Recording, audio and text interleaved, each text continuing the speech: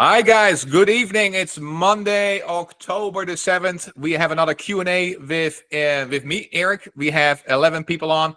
We got a ton of questions here. Again, for those that are just joining here online, this is for entertainment purposes only. The opinions I share are opinions that I have about real estate, about the data out there. Please do your own due diligence, do your own research, and I hope find this entertaining as well. So I want to go to the first question. And the first question is from Roger.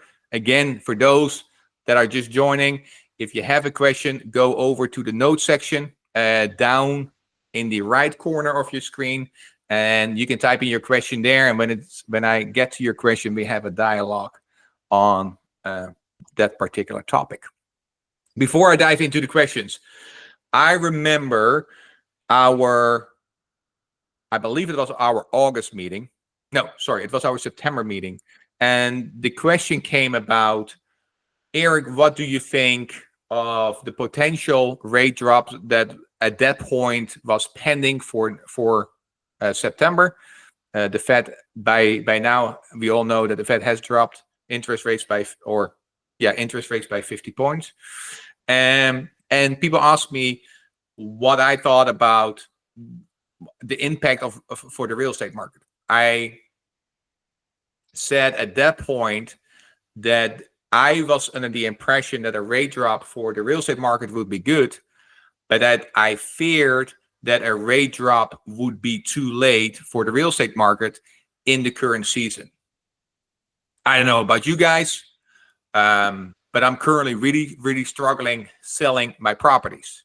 I got 12 on the market. I'm doing open houses every week. My realtors have to really work for my listings. Poor realtors. Because we not only have in August, of course, where the rules change, or July, where the rules change for the NAR, the meaning that if a new buyer wants to look at a house, he or she should have a signed agreement with a realtor, no matter if you want to buy the house or not. And I thought I figured it out. I do a lot of open houses. Everybody can see my properties. Nobody has to sign an agreement with a realtor until they like the house or not. Unfortunately, what we have seen over the last week is rate drops. Rates were at 6.12% nationwide. Some areas they were cheaper, but on average, the rates were 6.12% nationwide. This week, because of Friday, rates increased again to 6.57%. And why is that? For most people here on the call, they realize that the rates are tied to the Treasury reserve, the 10-year Treasury bond. With the news on Friday, where we created more new jobs than the Fed expected, everybody thinks that the market is increasing again, that we're doing really great. So people are steering away from investing in Treasury bonds. If people don't invest in Treasury bonds, the government will increase the interest rates on the Treasury bond, hoping to pull more people into their Treasury bonds. So what happened is a better job report. Everybody was like, I can start investing in stocks. I don't have to buy Treasury bonds. So unfortunately, we saw a big spike in the interest rates, and currently they're sitting on 6.57%, which is a tremendous spike, of course, from 6.12%.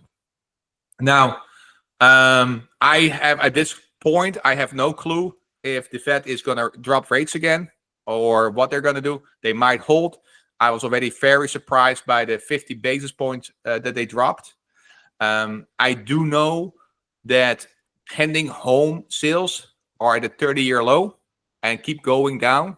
And I am hoping and praying that it is due to the election. But again, I really think that 24 should be behind us. What I mean with that is I really don't think we're going to see a tremendous spike in home sales. I really think it's going to be slow. That being said, I do think that this is the best time for investors to buy real estate. I've said it before. Realtors are slow. Everybody's slow. Lenders are slow. So now is a really good time to build a connection with a realtor and say, hey, I'm an investor. I want to start buying real estate properties with you. I want to start buying investment properties with you. Can you please help me out? And can you please network with me, right? Of course, when you do such a thing, when you act in such an, when you ask for a favor from a realtor, you gotta give him something back, right? Like you gotta give him your business back. You gotta act in integrity, and you gotta make sure that if they would do work for you, don't sell your property with another realtor. Sell it with them, and so on. So those were my 2 cents here in the beginning of the call. Vineet just chimed in that the 10-year Treasury went up today, and that the rates did get worse today. So they're getting worse again. Hopefully that will drive interest rates down next week. I just checked before the call. They were still sitting at 6.57%. All right, with that, let's move on to the questions that we have here. Roger asked me, Erik, can you talk about broker fees? Do you offer a listing agent commission? Listings fees have been asked $5.95. Have you worked with a TRIA agent at all? And what was the experience like? Anything you can add that will be helpful? So I want to unpack this, Roger. I think your first question is, do you pay broker fees for a buyer's agent? Is that what you're asking? Yes. Do you offer a listing? I'm sorry, a buyer agent. You're correct. Yes. Are you within the listing offering a buyer's agent commission? Yes, I do. What do you offer? I offer what was offered previously. So if the market is 2.5, in Raleigh it's often 2.5, then I would offer 2.5. And here's why. I don't recall the resource of the report, but there is a report out there that and I think you can basically find it on any financial news website, but the affordability for buyers have gone, it's getting worse and worse over the years, right? Like less and less people, definitely with interest rates being at 6.57%, less and less people can afford a home. So you as a seller, the worst thing you can do is saying, all right, buyer, I understand that your affordability has gone worse, but by the way, I'm adding on buyer's agent fees as well. So you as buyer will have to pay for your own agent. With that, you're making the affordability for that property way worse. Now, if you're selling properties in the 1.5 million and higher, 1.3, 1.2 million, go ahead. Like those people have enough money, right? But if you're under the 900,000, I would offer a buyer's agent commission. What about this point? Is there anything to stop a buyer's agent putting in an offer and saying it's contingent on you paying my commission? You've already instructed your broker to say yes. Or would it be the case that the buyer's agent would not even show the house if you're not offering it? I think I'm a true believer that I don't think agents are going to show your house if you're not going to offer anything. Why would I offer anything if the chances of me making a commission are 0?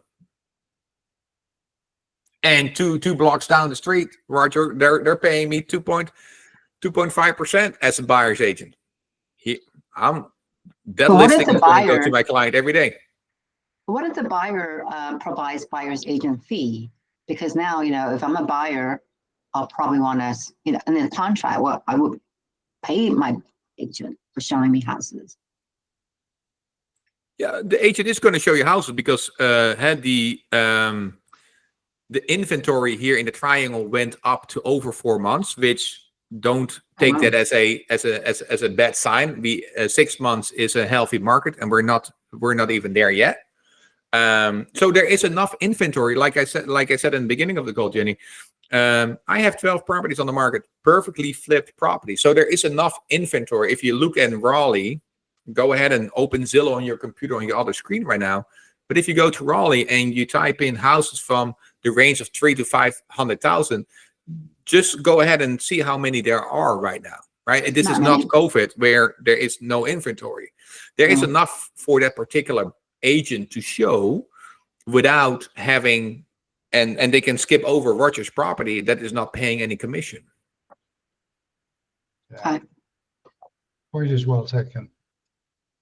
And Roger, if you are, and to anybody on this call, and I don't want to call out Roger, but I hope that you joined one of my other calls and that you calculate your closing cost at 8%. Why 8%? You're going to pay 6%, maybe 5.5%, maybe 5%, but you're going to be paying 6% to realtors, right? 3 and 2.5, or 3.5, 2.5, and then you're going to be paying taxes on the time that you own the property. You're going to be paying the closing attorney. You have other fees that might be coming in. Maybe the buyer's asking for concessions, right? Like they want to have some type of warranty that you have to pay for. So when you run your numbers, when you're looking at a flip, right? When you look at a flip, your closing cost needs to be calculated 8%.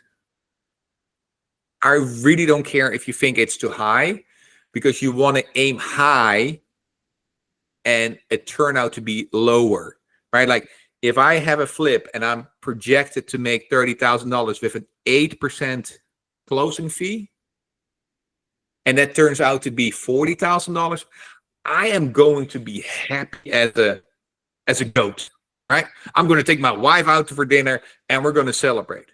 But if that $30,000 turn into $20,000 because I calculated my closing fees at 4%, $20,000 is still a lot of money. But my wife better get some bread and water, and we're going to be sitting at the dinner table and not celebrating at all. Although the $20,000 can be life-changing, right?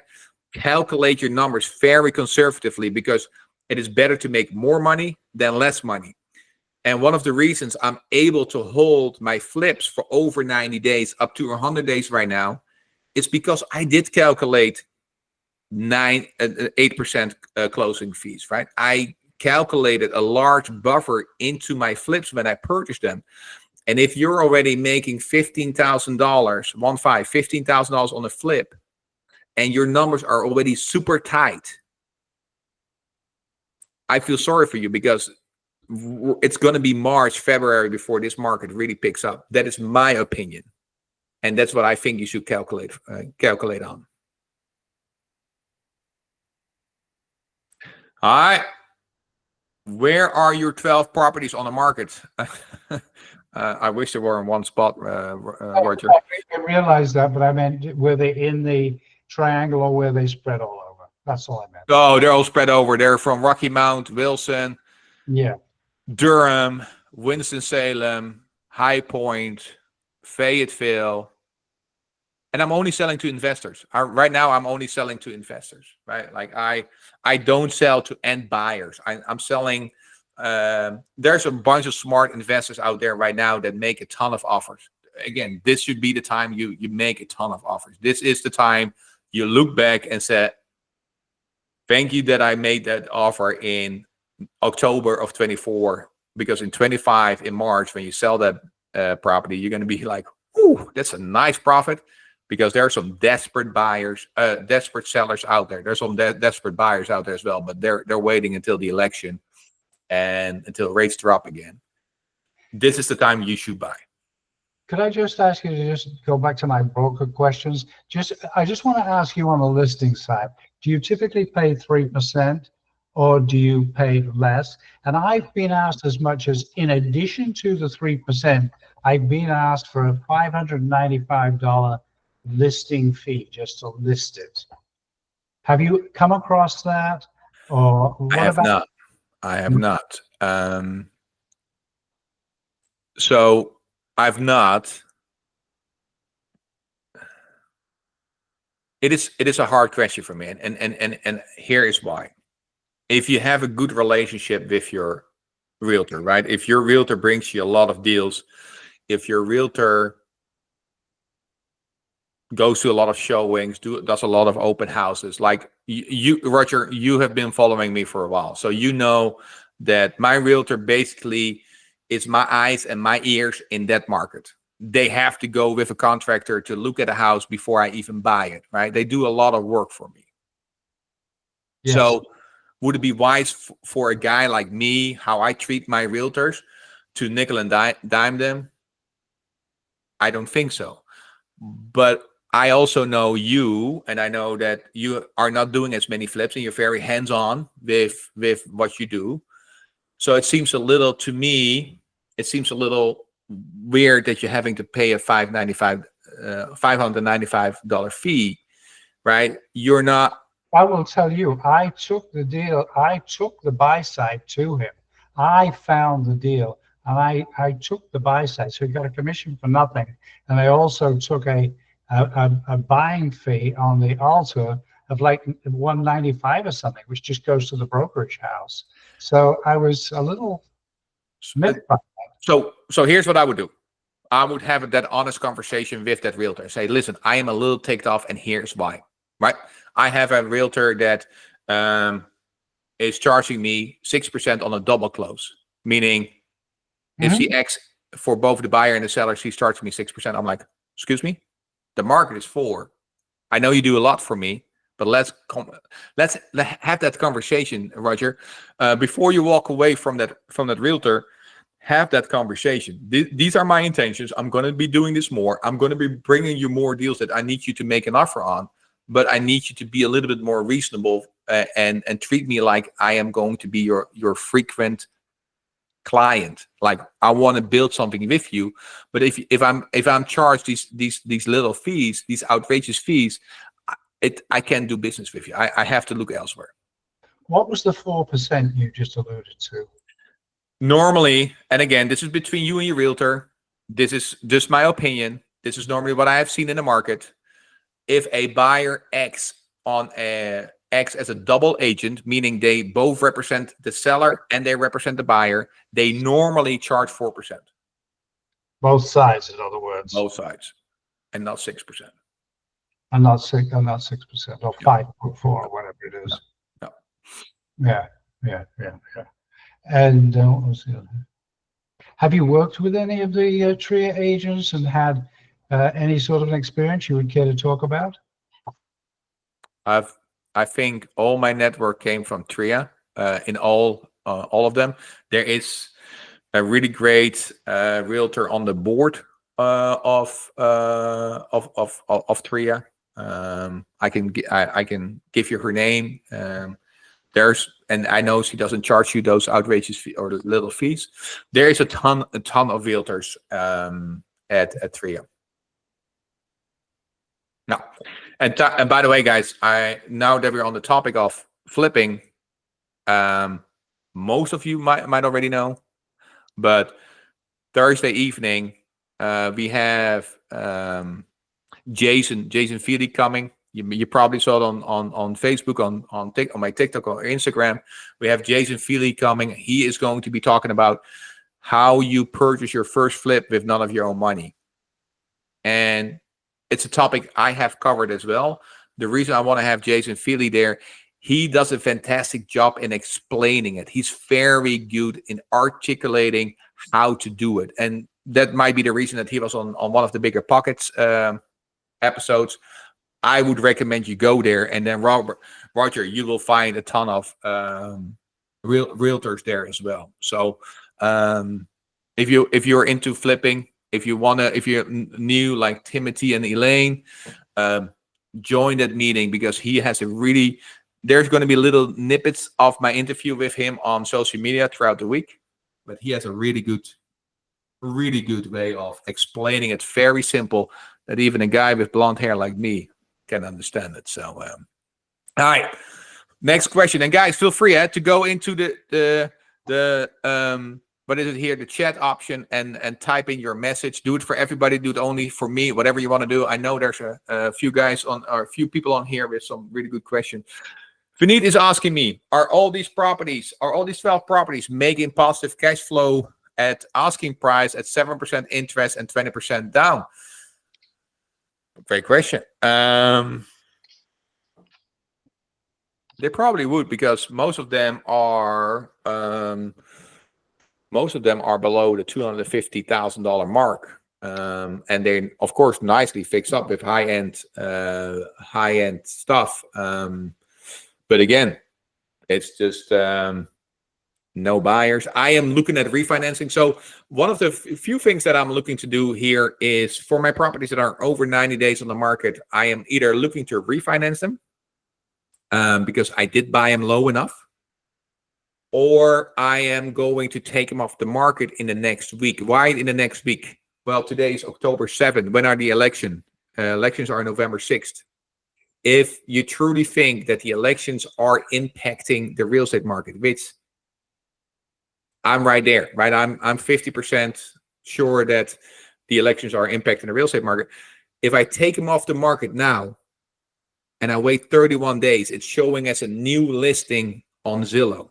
And now people are not looking at my listing like, oh, this property is not 90 days on the market. There must be something wrong with this property, right? It's the same thing as if you're getting offered a brand new BMW for free. You're like, this is a scam, or there's something wrong with the car, right?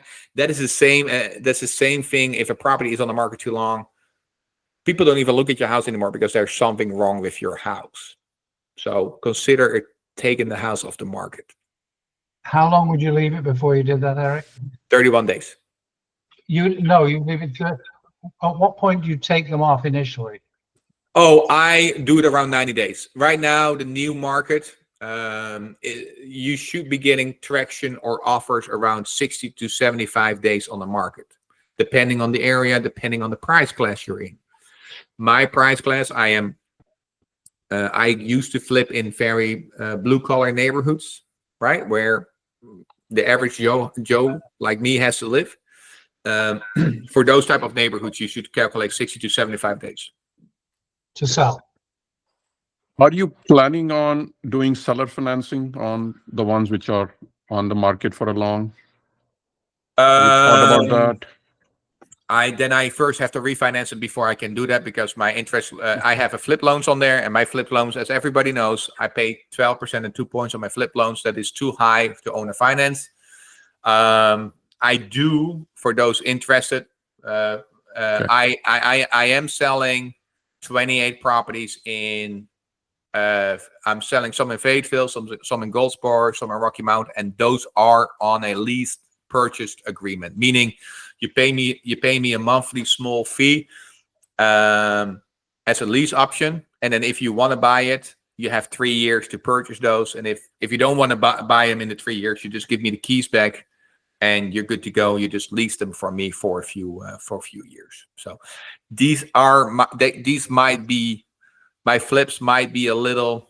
I first have to refinance them, but I'm not that desperate yet. But I'm getting there. So are you just charging a normal rental fee, or is there a premium because they're buying it? How do you actually legally structure that? An owner finance deal? Yes. So I just finished my first owner finance deal today. And again, I want to emphasize, this is for entertainment purposes only, but here is what I think you should consider. When you do an owner finance deal, let me back up. In 2008, when the market was crashing, there were a lot of wrong people in the market that said, hey, you are $25,000 behind on your mortgage, $50,000 behind on your mortgage. I have $50,000. I'm going to give you the $50,000, but in return, I just need the deed. You continue to live there. I just need the deed, and here's your $50,000. What people didn't realize is when you give your deed to somebody, you're selling the property. So they basically sold their property for $50,000. So based on what happened in 2008 and 2009, the Dodd-Frank rule was implemented, meaning there are rules that you have to obey by as a lender. When you do owner finance deals, you now become a lender. There are certain criteria you have to do. So I pay the company $722 to guide me through that entire process. And by the way, that $722 was paid by the buyer of my property. They made sure that the buyer could afford the payment, meaning that the payment was not more than 57% of her total income. They made sure that the credit was enough. They made sure they did all the paperwork. So when you do an owner finance deal, guys, make sure that you leverage companies and that you advise on, that you go with other companies that can advise you and can make sure that you stay up to date to the Dodd-Frank rules. Now that I have sold the property and now that I'm the lender, I now am hiring a servicing company that is going to service my mortgage. They're going to escrow all her payments, the insurance, the taxes, and all of that, right? They're going to make sure that they pay the escrow and they pay the insurance and the taxes on an annual basis. Again, that is a fee of $50 per month, but it is charged to the buyer. I'm not paying anything. When you do owner finance deals, you have to go through companies that know the Dodd-Frank rules and regulations. Otherwise, you set yourself up for a lot of risk. And if I have to foreclose on this person, I am not doing it. The servicing company is doing it. And if I didn't follow the rules, then the judge is going to say, I'm sorry, Erik, but you're losing your property, right? So do that the correct way. Is the owner finance agent somebody different from an attorney? Is somebody who specializes, or is it an attorney? No, I just had my deal listed on the MLS as owner finance. I am taking I took a down payment of $10,000 that would pay for the realtor and other costs that I had. But who did you actually get? The person who actually got to structure that deal and make sure the person checked out credit-wise, there wasn't more than 50%. Oh, that company was called coldtheunderwriter.com.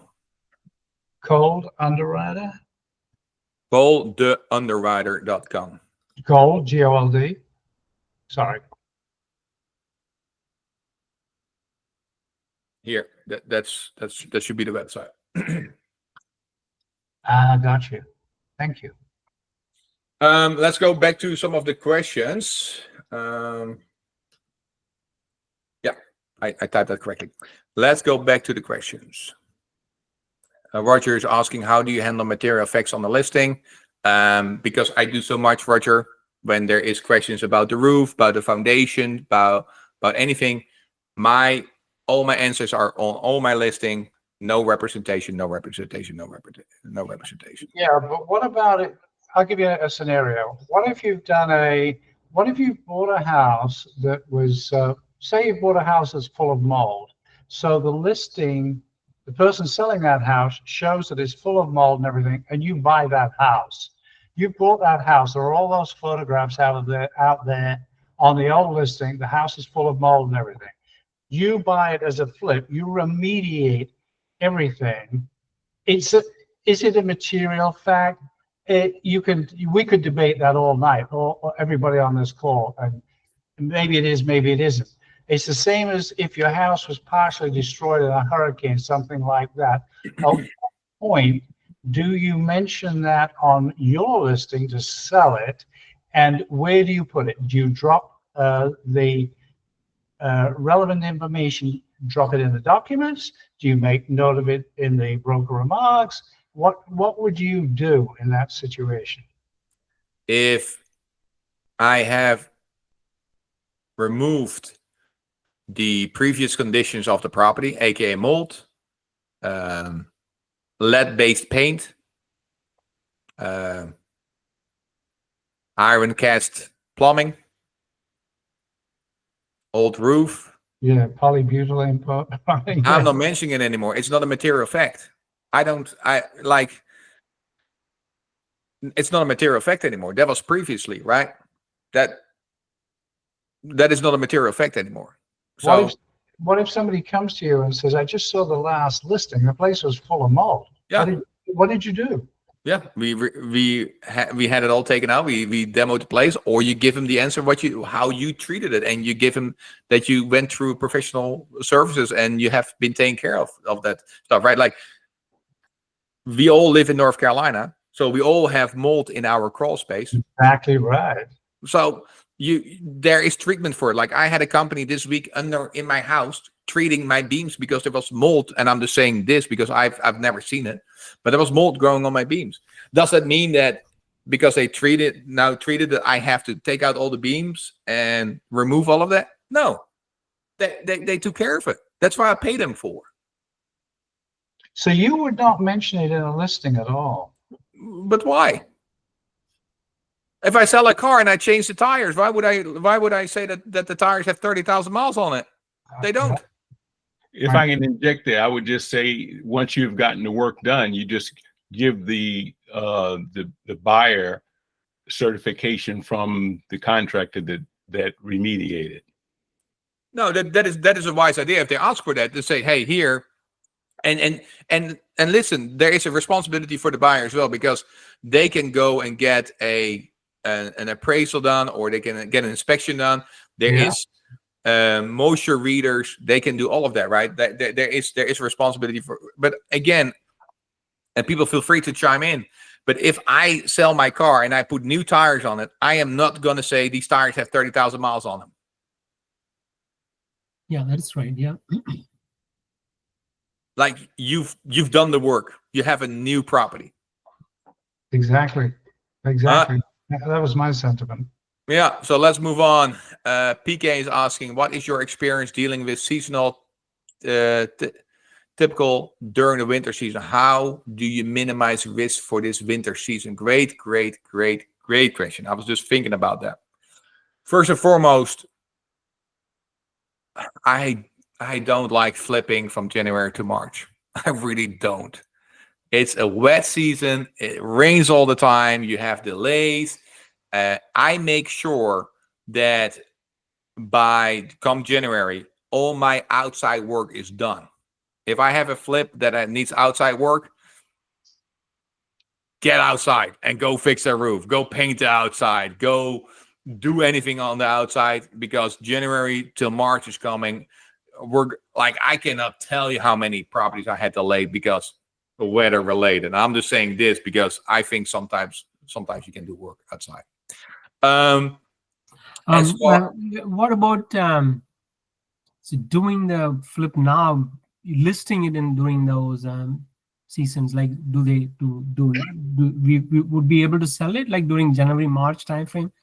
Like, you sell. The only time that I don't sell properties is between Thanksgiving and Christmas. I hardly sell anything, or if I sell anything, it was already on a contract prior to Thanksgiving. Okay. Now, what you do is you do keep your thermostat at a flip at 70 or 69 degrees. You make sure that when it really gets cold into the teens, right, 18, 15 degrees, that you have your heater running at your flips. You can ask your realtor to, if it really gets cold, which, bear with me, it hardly happens here in North Carolina. We're not in Illinois or Ohio where I buy as well. I asked the realtor, like the tricks you do at your house. Turn off all the water spigots on the outside and leave the kitchen faucet run very slowly. Let it drip. Let it just continue to go. If you have the heaters going, make sure you have power on all your flips and make sure you have the heater going. Okay, thank you. Yep.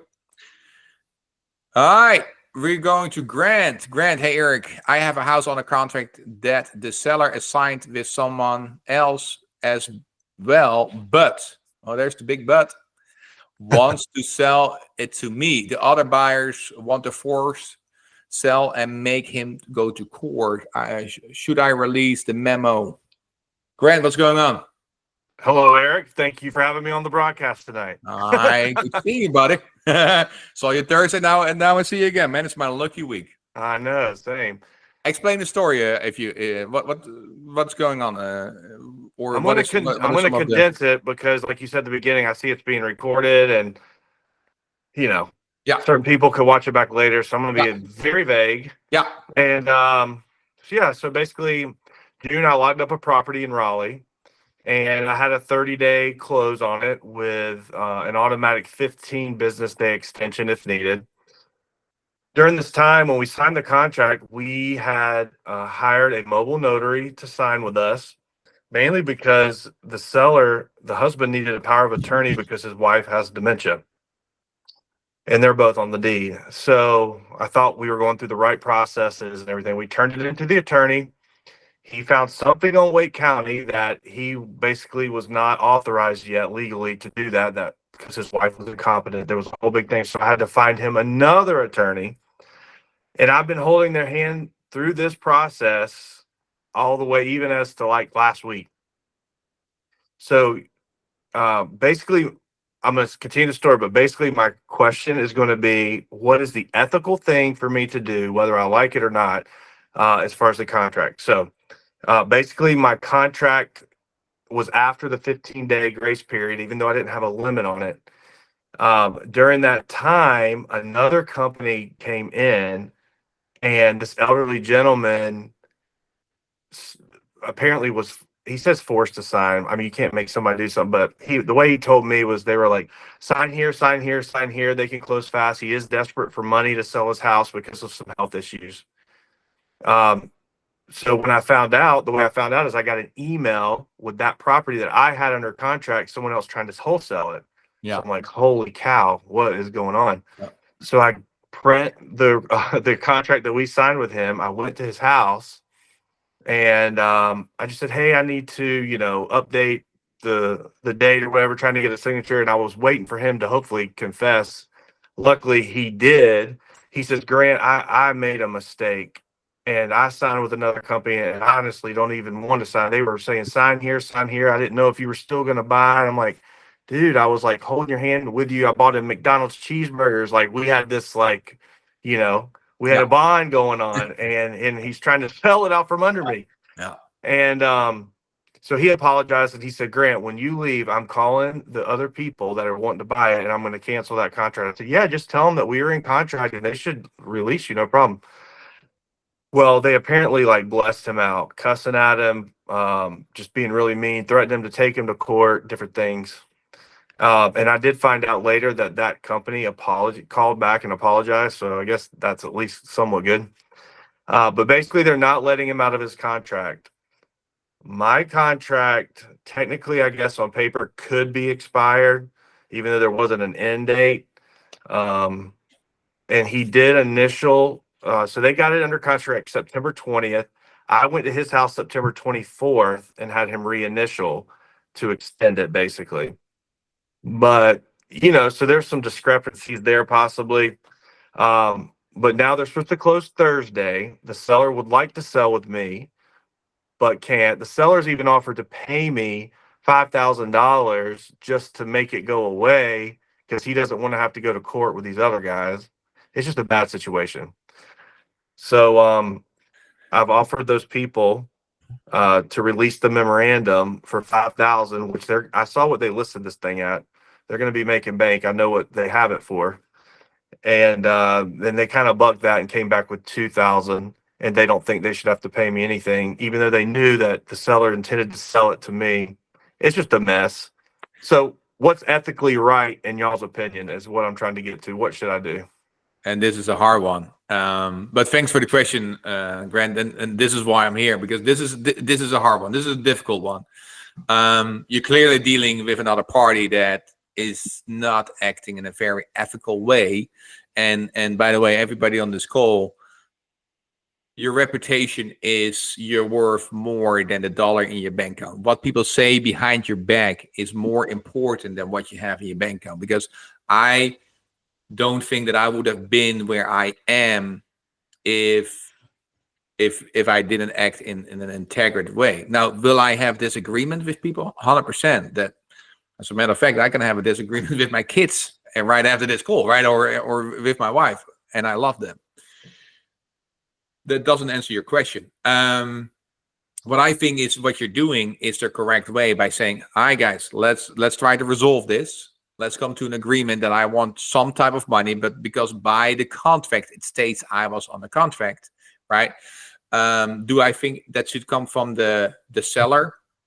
Maybe, because that seller was knew what he was doing and clearly knew that he was in default. But it really goes in this instances. It goes for me to the aggressive language that the other wholesaler had. So I would try to cut the deal with them, and either listen together or work out an agreement like you're doing. I think you're doing the right thing, Grant. The bigger thing that I want to unpack, what really worries me, and it goes kind of into what Jenny is asking me here next, which I will dive into, is you gotta make sure that your contract leaves no room for error. And that's, again, going back to the owner finance deal that I just mentioned. That's why I hired a company to go and dive into and do the paperwork for me, unpack if the buyer qualified. Because if there's one mistake, I am the one that potentially can lose all my money or the property, right? So the reason I mention that is you want to make sure you have all the right insurances. And I'll dive into insurance here, answering Jenny's questions. But what you also want to do, and this is very difficult in wholesaling, guys. People think that wholesaling, like Grant is doing, is super, super easy. You just call up a buyer, you offer them a price, you give them a little bit of money and a contract, and off you go. You give it to a buyer, and you make $10,000, $15,000, $20,000. I had a wholesale company. I'm dealing with wholesalers. It's often not that easy. As Grant just mentioned, right? Grant is acting in integrity, doing the right thing, helping the buyer get to a point where he is able to sign a contract and able to move forward with the contract. But yet there's other wholesalers trying to cut him off.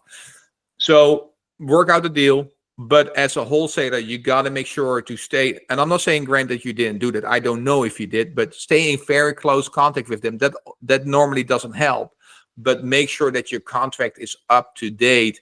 I have signed contracts. My company had a contract that clearly states that if the seller was not acting according to the contract, that I could sue him for $5,000 or cost or whatever. I didn't make it much. I never had to exercise it. But you want to have, if you are a wholesaler, you want to have a clause in your contract that clearly states what the consequences are for the seller if they go elsewhere. The other thing is, you got to make sure that, in this case, Grant, the only thing that I would have suggested is that you leave no room for interpretation, right? Like, the contract ends here and continues there, and if there is an extension needed, they need to sign an extension for another month or so, and then sign another extension. Clearly have the paper trail that they're on the contract. But to your point, I think you're doing the right thing. Trying to work out a deal with the other party. Good luck with that. I don't know if that's going to work, because they're already acting in a non-integrated way, if that's even a correct word. But yeah, this is a difficult one. Thank you for bringing this to the table. Could I ask a question on that, Eric? Sure. Grant has a contract on that property, Mhm. and the seller knows that Grant has a contract. By entertaining another buyer and issuing another contract, isn't that fraudulent? Well, if it was so here's where it becomes a little vague. Yes, if you have a NAR contract, meaning a real estate contract. Now, wholesaling is just a contract that is drafted by Grant or Grant's attorney. Has no, NAR stands for National Real Estate Association, National Association of Realtors, right? Has no association behind it. It's just a contract between two people. Now, And he changed hands with Grant and the seller? I know a little bit more details about this deal because Grant and I spoke about this. Oh, okay. Again, what I really think where the problem comes for Grant is that the dates, yes, excuse me, he clearly stated in his contract automatically 15 days onwards, right? But what I would have done, or what I would have liked to see in this situation, was that Grant would have gone back and said, hey, by the way, your contract is up. We're going to put an addendum in place or another contract that says a clear end date, so that the seller knows that. Very interesting. You got to be you got to understand, guys, that what you and I are doing, what we're doing here, is very common and is day-to-day material to us. But when it comes to selling a property, I remember buying this house I'm sitting in right now 13 years ago. I was super nervous. Now I make multiple offers a day, right? So you got to put yourself in those people's shoes that are super nervous and have no idea what they're doing, where real estate is the biggest purchase they ever make in their entire life, right?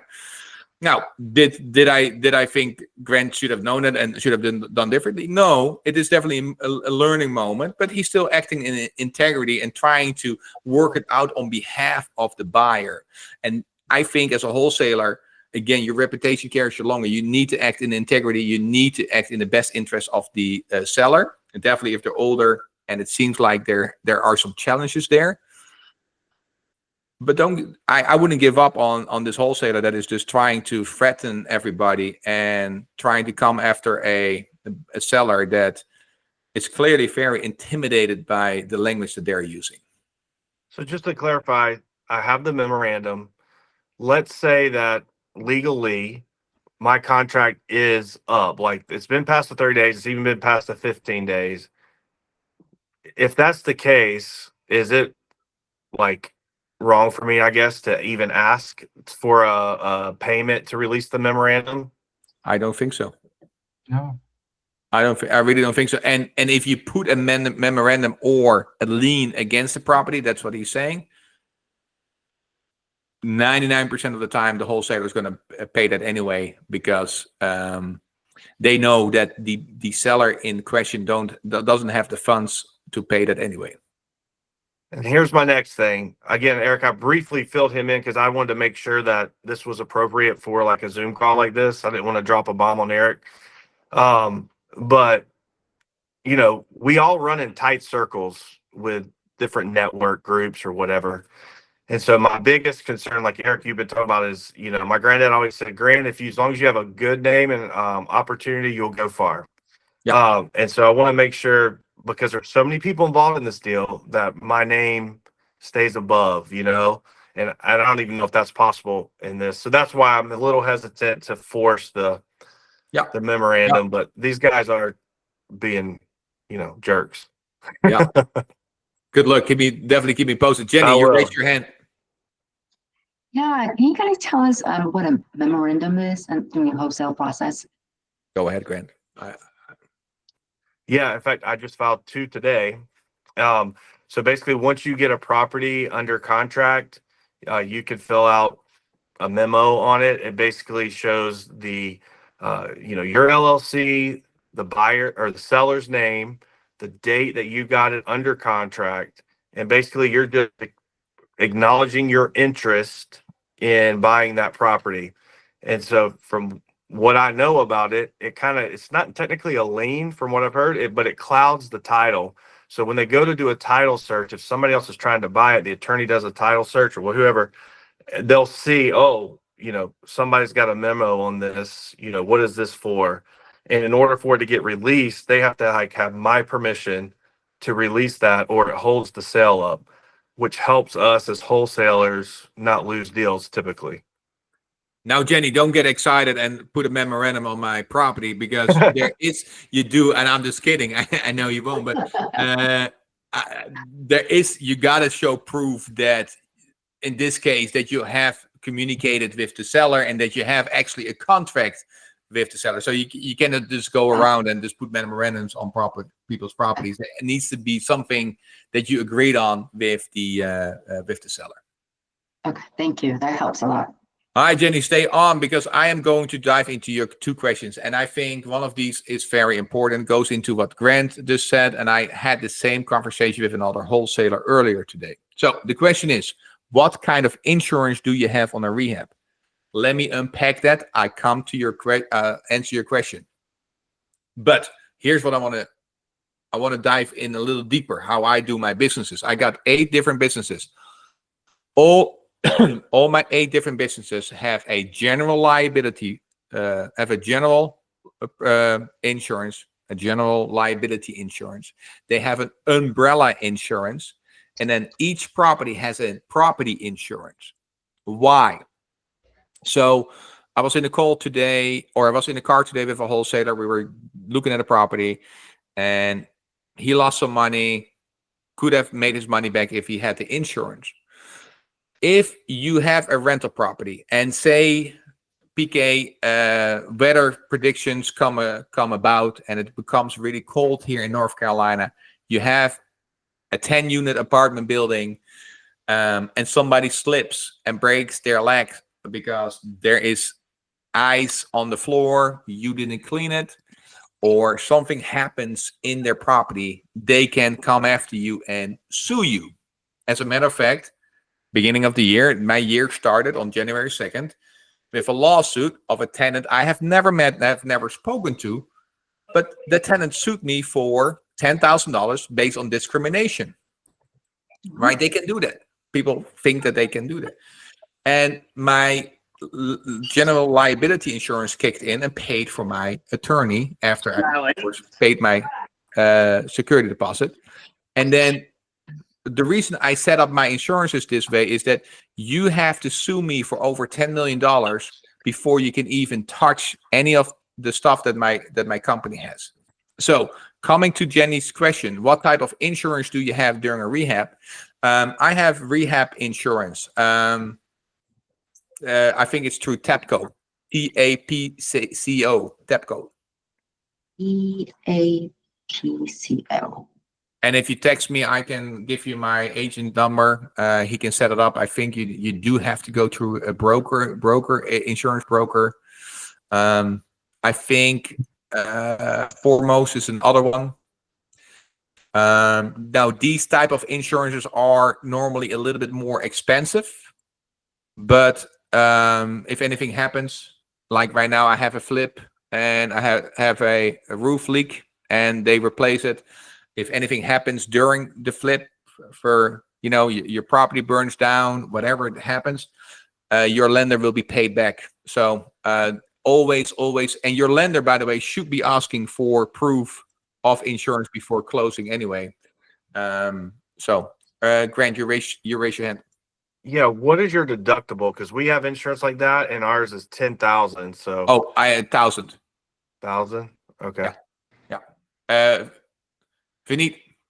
Yeah. So, how do you handle, if you have multiple claims? Because I don't know, in my properties, they are all on my name because my properties are on my name.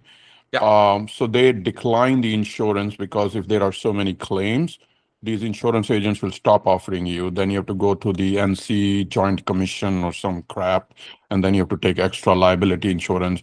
So I'm struggling with that because I've not structured things properly. So I wanted to see if you had any experience on these agents denying you insurance for multiple claims. And they're on different properties though, but they just feel like you put too many claims. Because of the hurricane that passed through here, I filed 7 or 8 this week.